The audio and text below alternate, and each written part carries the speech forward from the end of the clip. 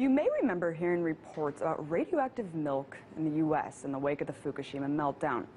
Well, not surprisingly, the government and media downplayed the fallout and said that the low-dose radiation occurring in milk was not at a level of public concern.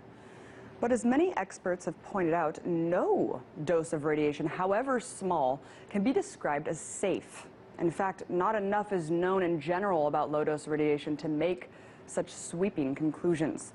So let me break this whole milk thing down. One of the most dangerous elements released from the nuclear meltdown was iodine-131.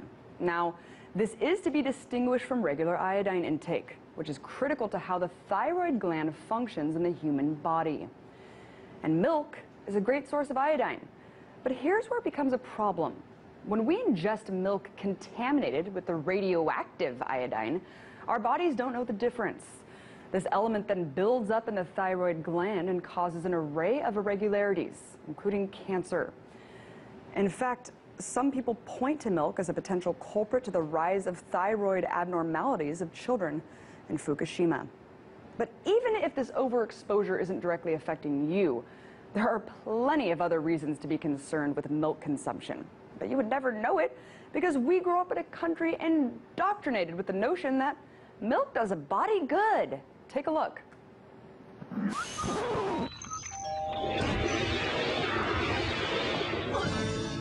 Okay, who are you? The milkman? Do you have a sidekick? No. A nemesis? A what? A bad guy? I'm a people person. Have you been fighting crime at all? I don't fight crime. What do you fight? Osteoporosis, a never-ending supply of milk, and chocolate milk.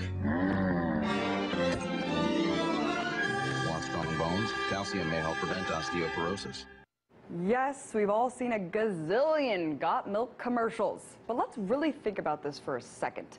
Is milk even natural? Humans not only uniquely drink milk from other mammals, but we're the only mammals that continue drinking milk into our adult lives. But despite the bizarre nature of this being culturally acceptable, people aren't even able to digest it.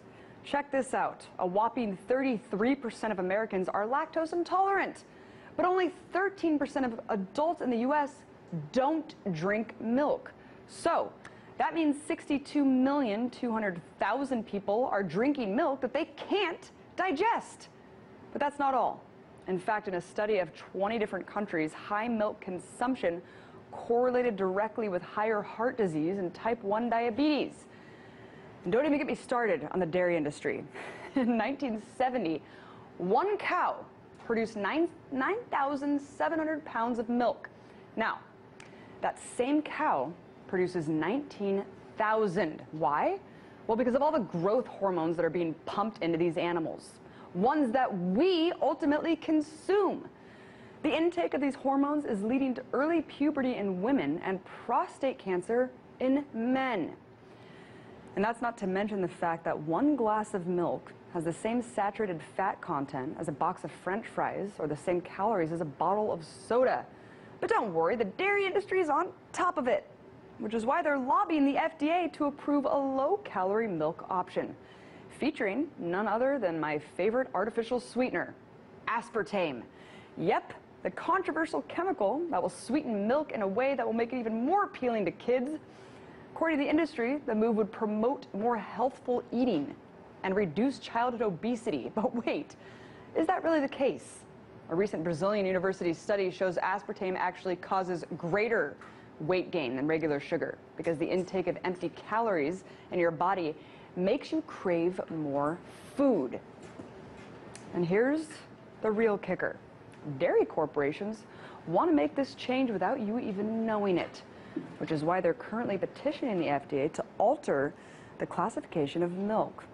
All, of course, to avoid having to give this new chemical cocktail a name other than the established milk brand. So, while milk may seem wholesome, while the industry might claim to have your best interests at heart, it's pretty obvious that this is not the case. The milk industry is only concerned with profit, just like every other business.